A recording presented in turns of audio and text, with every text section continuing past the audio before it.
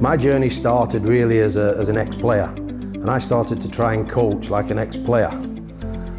After about 12 months of doing that, I realised that there's some things that you can't do as an ex-player, and you have to become a coach. So you have to learn on your feet by doing. Get in the room with high-class people, get in the room with better people than yourself, which might be the coach's room, it might be a school, a teacher, whatever, or on the pitch next to good coaches. That's for me how you learn, by being alongside those people. So my observations were learn from not just the best, but learn from people like yourselves, because we all start somewhere. And he turned to me and he said, I'll give you one tip.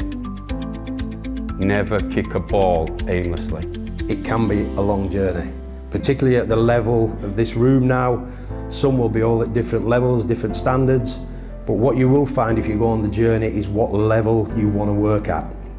It had to have a purpose. I was playing to your right foot, I was playing 2 yards in front of you, I was trying to hit the crossbar. Bring your best self to the environment at all times, because believe you me, we all have issues, we all have little day-to-day problems, families and kids and everything, but when you bring your best self to your training environment, that's what they want. The greatest compliment you can give a player is to set them a high standard. You expect that they can learn.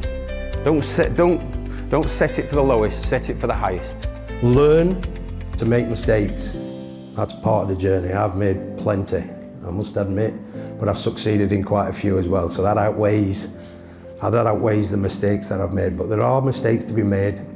But the next day, I'm telling you, the connection on the field was better. So you have to balance the two things. Really, really important that you create that right environment. He hated it big time. This wasn't for him. I can't do this, coach. This is rubbish, coach. When are we going to move it on, coach? Because he wanted to show his talents, but ultimately he progressed and became part of the team. Now that wasn't down to me, that was down to him, because he wanted to do it. And it was down to the players in the team that realised what a talent was out there, and they needed his talent to fit into the jigsaw puzzle. We have to coach to the capabilities of our players. And the big part of that is also teaching them how to adapt, or encouraging them to adapt. But ultimately it's a great journey to go on. And you're also developing individuals to be better every day.